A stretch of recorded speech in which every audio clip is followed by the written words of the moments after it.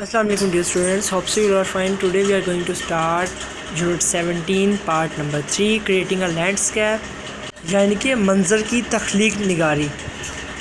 Raymond Chandler ने भी इसको भी रेमंड चांडलर ने ही लिखा है, ठीक है। Focus creating a landscape. Just as Raymond Chandler could be said to have invented an urban world which we still recognize today, the American writer Annie Proulx sets many of her books in a strikingly original vision of rural America. As you read the following extract, note how her use of old vocabulary and unlikely names help to give her writing its flavor. You may find a few of the terms mystifying. Don't worry about that too much. It just adds to the experience. अच्छा जी, इसमें बताया गया जैसा कि Raymond Chandler ने एक शहरी दुनिया के माहौल के बारे में लिखा है जो कि हम आज भी जानते हैं। अमेरिकन मुसन्निफ़ा एनी प्रोलक्स अपनी कई किताबों का माहौल अमेरिका के देहाती हिस्से में सेट करती है। जैसे ही हम ये इक़्तिबास पढ़ते हैं हम देखेंगे कि कैसे उस अजीबो गरीब ज़ख़ीरा अल्फाज और नामूस नाम हमारी मदद करते हैं उसकी राइटिंग को एक जायका देने में। आपको कुछ नाम बिल्कुल धुंधले लगेंगे, इस बारे में परेशान ना हो, ये सिर्फ हमारे तजर्बे में इजाफ़ा करता है। क्रिएटिंग अ लैंडस्केप जो है ना, ये इसमें रेमंड चांडलर ने लिखा है शहरी दुनिया के माहौल के बारे में, लेकिन इसमें एनी प्रोलक्स जो कि ओल्ड बुक राइटर है उसने देहातों के बारे में जो है ना लिखा हुआ और एक हैवी वोकैबुलरी जो उसने यूज़ की हुई है। तो रेमंड चांडलर की जो ये राइटिंग है ये भी एनी प्रोलक्स की जो बुक्स की राइटिंग है ना उसमें से लिया गया है, ठीक है। चलिए जी यूनिट को स्टार्ट करते हैं। The country spread as empty ground, big sagebrush, rabbit brush, intricate sky, flocks of small birds like specks of clouds thrown up in the air, and faint track drifting toward the red-walled horizon. Graves were unmarked, fallen house timbers and corrals burned up in old campfires. Nothing much but weather and distance punctuated once in a while by ranch gates, and to the north the endless murmur and sun flash of semis rolling along the interstate. In this vague region, the Tushy Ranch old red 96 years young, his son Aladdin's wife Bonetta, their boy Taylor, object of Aladdin's hope, the daughter Shad, and the family embarrassed Otaline. अच्छा जी, दो paragraph की translation करते हैं। वो एक गांव एक खाली ज़मीन की मानित लगा, बड़ी सैज वर्ष झाड़ी, रैबिट वर्ष एक पौधा, उलझा हुआ आसमान, छोटे परिंदों के झुंड जैसे कि ताश के पत्ते हवा में फेंके गए हों, और एक मध्यम हुई पगडंडी सुर्ख दीवारों वाले उफ़ की जानिब बेनामो निशान कब्रें, घरों के टूटे हुए शह बाले और बाड़े, पुराने ज़माने की लगी हुई आग से जले हुए बाड़े, कुछ ज़्यादा कुछ नहीं, लेकिन मौसम और फासला, वो फासले जिनको कभी रेंज के दरवाज़ों से नापा जाता था। शुमाल की जानिब एक रियासत से दूसरी रियासत में जाने वाली ट्रॉली की ना ख़त्म होने वाली चरचराहट और रोशनी। इस मुबहम इलाके में जिसका नाम टुचीज़ रैंच था, बूढ़ा रेड जो कि 96 साल बूढ़ा था, उसका बेटा अलादीन की बीवी बोनेटा, उनका लड़का टाइलर, अलादीन की उम्मीदों का मरकज़ बेटियां शैन, और ख़ानदान की शर्मिंदगी की वजह ओटालाइन। अच्छा जी, इसमें ना एक फ़ैमिली के बारे में डिस्कस किया जाएगा पूरे लेसन के अंदर, और उससे पहले पैराग्राफ नंबर 1 में सेटिंग बताई गई है एक गांव की, ठीक है। नेक्स्ट पैराग्राफ नंबर 3 डिस्कस करते हैं। Old Red, born in Lusk in 1902, grew up in an orphan home across Green Bois. Wrist, knobby and prominent red hair parted in the middle, and walked off when he was 14 to work in a tie hat can. The year the First World War ended, and he was in Madison Bow Timber. He quite headed away from the drought burning the West, drilled wells, prodded cattle in railroad, stocky yards, pasted up handbills, cobbled a life as tough, hammering two boys. In 1930, he was in New York, shoveling the Waldorf Astoria off the side of a barge into the Atlantic Ocean. बूढ़ा red जो कि लस्क में 1902 में पैदा हुआ और एक यतीम खाने में पला बड़ा, एक मसले पैदा करने वाला लड़का जिसकी कलाइयाँ बड़ी रफ़ और नुमायाँ थीं और सर पर सुर्ख बाल थे जो दरमियान में से अलग थे, भाग गया। और जब वो 14 सालों का था, रेलवे के लिए लकड़ियाँ काटने वाले एक कैंप में, उस साल जबकि जंग अज़ीम अव्वल ख़त्म हुई, वो मेडिसन बो टिम्बर में काम कर रहा था। उसने ये काम भी छोड़ा और उस कहत से निकला जो कि मगरिब को जला रहा था। कुएँ खोदे, रेलवे से मुतल्लिका बाड़ों में मवेशी चराए, बिल तकसीम किए, किसी तरह से अपनी ज़िंदगी को गुजारा किया। जो ज़िंदगी एक हथौड़ा कूट रहा था, वो ज़िंदगी को एक हथौड़ा कूट रहा था। 1920 में वो न्यूयॉर्क में था। अटलांटिक ओशन में वो एक बहरे जहाज़ में वॉल्ड्रॉफ ऑस्ट्रिया के लिए खानकनी कर रहा था।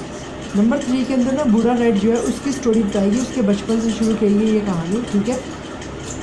और उस कहानी में सेटिंग्स बताएगी जहाँ जहाँ पर वो रहा करता था और वो यतीम खाने में पला बड़ा और किस तरह से उसने किस किस जगह में जो है उसने क्या क्या काम किए, ये सारा कुछ भी डिस्कस किया गया। वो एक बिल्कुल मुश्किल सी ज़िंदगी जो है जी रहा था। वो 14 साल की उम्र में वहाँ से भाग गया था अपने यतीम खाने से जहाँ वो रहता था। उसके सर पर सुर्ख बाल थे, इसकी वजह से उसको रेड कहते हैं, ओल्ड रेड, ठीक है। अब पैराग्राफ नंबर 4 और 5 डिस्कस करते हैं। One salty morning,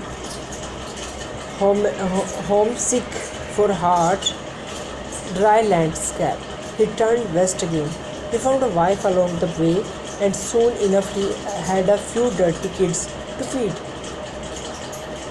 In Depression, Oklahoma, he bombed roasting crows and sold them to restaurants. When crows went scarce, they moved to Wyoming, settled 102 miles from where he did not start it. They leased a ranch in the Red Wall country, log house, straggle of corrals that from a distance resembled dropped stick. The wind isolated them from the world. To step into that reeling torrent of air was to be forced back. The ranch was adrift on the high plain. अच्छा जी, 4 और 5 में discuss किया गया है। एक rough सुबह को घर के लिए ज़बरदस्त उदास खुश्क ज़मीनी नक्शा वो मगरिब की तरफ चल दिया और रास्ते में उसको बीवी भी मिल गई और जल्द ही उसके कुछ गंदे बच्चे भी थे जिनको पालना था। ओक्लाहोमा में माशी दबाव के दौरान उसने कव्वे मारे और रेस्टोरेंट को बेच दिए। जब कव्वे कम पड़ गए तो वो व्योमिंग में चले गए जहाँ उसने सफ़र शुरू किया। वहाँ से तकरीबन 100 मील दूर फिर घर आबाद किया। रेड वॉल काउंटी में उन्होंने जानवरों का एक बाड़ा किराए पर दिया। लकड़ियों से बना हुआ घर, उजाड़ बाड़े जो कि एक फासले से गिरी हुई लकड़ियों की तरह लगते। हवाओं ने उनको दुनिया से अलग थलग कर दिया। उस चकराती हुई तेज़ हवा में कदम रखना वापस धकेले जाने के मुतरादिफ था। उस बुलंद ज़मीन पर वो बाड़ा तैरता नज़र आता था। 4-5 के अंदर जी उसने शादी की, वो किसी और जगह पर चला गया। वो बच्चे बहुत सारे पैदा हो गए, उनको पालने के लिए जो है ना कव्वे मार के रेस्टोरेंट बेचा करता था। जब कव्वे कम पड़ गए तो वो किसी और जगह चला गया। वहाँ जाके उसने जो है बाड़े जो है किराए पर देना शुरू कर दिया, लकड़ियों का काम मतलब करना शुरू कर दिया। आगे नंबर 6-7 डिस्कस करते हैं। There was the idea of running a few sheep. His wife idea. In 5 years they built the sheep up into a prime band. The Second World War had Wool prices steady. They bought the ranch for back taxes. In August of 1946, a green shaded lamp from Sears Roebuck arrived the same day. The wife bore their last child. She named the kid Aladdin. उसके जहन में कुछ भेड़ें चराने का ख्याल आया। उसकी बीवी का ख्याल 5 सालों में उन्होंने भेड़ों का एक बड़ा रेवड़ तैयार कर लिया। दूसरी जंग अजीम की वजह से उनकी कीमत गिर पड़ी। उन्होंने टैक्सेस अदा करने के लिए बाड़ा खरीदा।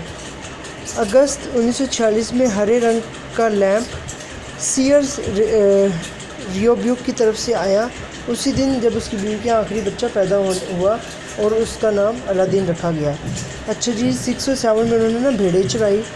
6-7 पैराग्राफ में ये बात हुई कि उनके भेड़ें चराई और 5 सालों में बहुत ज़्यादा तरक्की हासिल कर ली। लेकिन जंग अजीम की वजह से उनका ये कारोबार भी ठप हो गया due to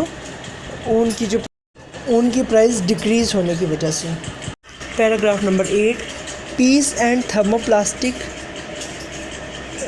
yarns ruined the sheep market and they went to cattle. The wife, as though disgusted with this bovine weed, complained of nausea as they unloaded the first shipment of scrubby calves. She stayed sick 3 or 4 years, finally quit. Red was a hard driver and of 6 children only. Aladdin remained on the dusty ranch, the giant of the little, stubborn and abusive, bound to have everything on the platter, whether bare bones or beef steak. अच्छा जी, अमन होने और thermoplast धागे के आने की वजह से भेड़ों के पालने की मार्केट तबाह होगी और बड़े जानवरों की तरफ मतवज्जा हुए। बीवी जो कि बड़े जानवरों से बहुत ज़्यादा मुतनफ़िर थी, उसने उल्टी आने की शिकायत की। जैसे ही उन्होंने बछड़ों की पहली खेप मंगवाई, 3-4 साल तक तो वो बीमार रही। आखिरकार ये काम छोड़ा। रेड एक मशक्क़त करने वाला और 6 बच्चों का बाप, जिनमें सिर्फ अलादीन उस गर्द आलूद बाड़े में रहा। वो पहली नस्ल के बड़े जानवरों, ढीठ और हट धर्म, जो कि हर चीज़ खाने पर तैयार थे, चाहे वो खाली हड्डियाँ हों या गोश्त के कतले। अच्छा, इसमें डिस्कस किया गया कि उसने ना फिर भेड़ों का कारोबार तो बंद हो गया, तो बड़े जानवर रखने का सोचा। तो उसकी जो बीवी है ना, वो उसके ख़िलाफ़ थी, तो उससे बड़े जानवर रख लिए। खैर वो फिर 3-4 साल बीमार है, उसको ये कारोबार बंद करना पड़ा।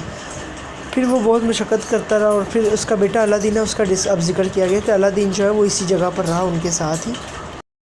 पैराग्राफ नंबर 9 डिस्कस करते हैं। Aladdin came back from Vietnam, where he flew C-123 spraying defoliants. Now he showed a hard disposition, a taste for pressing onto the point of exhaustion, then going dreamy and stuporous for days. He married Vonetta Hipsag on a scorching May morning in Colorado. The bride's home state. A tornado funnel hung from a green cloud miles away. Vonetta, abundant hair was rolled in an old-fashioned French knot. The wedding guests were her parents and 11 brothers, who threw handful of wheat. No rice available. During the ceremony, Vonetta's father smoked cigarette after cigarette. That evening at the Tauchi ranch, a few kernels of wheat shot from Aladdin's pants cuffs. When he resulted off the porch, exuberant and playful before his new wife. The grains fell to the ground and in the course of time sprouted, grew, headed out and receded. The wheat seized more ground Each year still it covered a quarter acre. The waving grain ardently protected by Vonetta. She said it was her wedding wheat, and if ever cut the world would end. From the Bunchgrass Edge of the World. The Bunchgrass Edge of the World by Annie Proulx. Annie Proulx ने इस writing को लिखा है, इस short story को लिखा है, जो brunch grass edge of the world से, जिसका नाम brunch grass edge of the world है। ठीक है, ये शॉर्ट स्टोरी है, इसको लिखा है एनी प्रोलक्स ने। इसकी ट्रांसलेशन करते हैं पैराग्राफ नंबर 9 की। अलादीन वियतनाम से वापस आया। वहाँ वो 123C जहाज़ उड़ाता था और पत्तों पर स्प्रे करता था। अब उसने एक मजबूत इरादा दिखाया था, एक ज़ोक जो कि थकान की आखिरी हद को छूता था और फिर ढीला और ठंडा पड़ जाता कई दिनों तक। उसने एक जलती हुई मिट्टी की सुबह कोलोराडो में वोंटा हिस्पैग से शादी कर ली। दुल्हन की आबाई जगह कई मील दूर एक टोर्नाडो हवाई बगोला की लंबी गर्दन हरे बादलों में लिपटी हुई नज़र आती थी। वोनेटा के घने बाल एक पुराने फ्रेंच नोट की तरह बंधे हुए थे। शादी के मेहमानों में उसके माँ बाप और 11 भाई थे, जिन्होंने उस पर मुट्ठियाँ भर गंदम फेंकी क्योंकि चावल मौजूद नहीं थे। उस रस्म के दौरान वेनेटा का बाप मुसलसल सिगरेट पीता रहा। उस शाम टोहे के बाड़े में अलादीन की पैंट के कफ में गंदम के दाने निकले जब उसने उल्टी कलाबाजी लगाई। बरामदे में अपनी नई बीवी के सामने बहुत ज़्यादा खुश और ज़िंदा दिल गंदम के दाने ज़मीन पर गिरे और कुछ अरसे में वो बीज फट गए, फूट पड़े यानी कि, और बढ़ना शुरू हो गए और उनको दोबारा उगाया गया। गंदम की ये फसल साल ब साल फैलती गई, यहाँ तक कि 1/4 एकड़ तक फैल गई। इस लहलहाती गंदम की वेनेटा ने बड़ी कुव्वत से हिफाजत की और इसने कहा कि ये इसकी शादी की गंदम है, अगर इसको किसी ने काटा तो दुनिया ख़त्म हो जाएगी। सो ये था हमारा पैराग्राफ नंबर 9। उम्मीद करता हूँ समझ आया होगा। सो ये पूरा यूनिट डिस्कस किया गया। एक शॉर्ट स्टोरी थी बेसिकली जो एनी प्रोलक्स ने लिखी थी। इस शॉर्ट स्टोरी में रेड और उसके परिवार के बारे में हमने पढ़ा, फिर हमने उसका एक आखिरी बेटा अलादीन उसके बारे में पढ़ा। ठीक है, कि उसने क्या ऑक्यूपेशन अपनाया और फिर उसकी बीवी के बारे में फिर ये सारी डिस्कशन थी। सो ये भी सेटिंग का पार्ट है, जिस तरह से उसने एक उसकी लाइफ का एक पीरियड जो है ना राइटर ने डिस्कस किया। इसकी वर्डिंग थोड़ी डिफ़िकल्ट थी, कुछ लफ्ज़ मेरे से शायद गलत प्रोनाउंस हुए हों। सो इसकी मैंने एक्सरसाइज भी आपके साथ अटैच कर दी। मैं उम्मीद करता हूँ आपको अच्छे से समझ आया होगा और इस यूनिट को अपनी क्लास फेलोज़ के साथ भी शेयर कीजिएगा। इस यूनिट की समरी तो नहीं दी गई, लेकिन आपने इस यूनिट की समरी खुद से बनानी है। ठीक है, इस यूनिट को पूरे को पढ़ के इसके मेन पॉइंट्स जितने भी हैं वो लिख लेने हैं। ठीक है, सबसे पहले सेटिंग थोड़ी सी डिस्कस कर लेना, फिर रेड के बारे में डिस्कस करना, उसकी फ़ैमिली के बारे में, उसकी कंडीशंस, और लास्ट में उसका बेटा अलादीन उसके बारे में डिस्कस करना। Wish you best of luck. अल्लाह हाफ़िज़।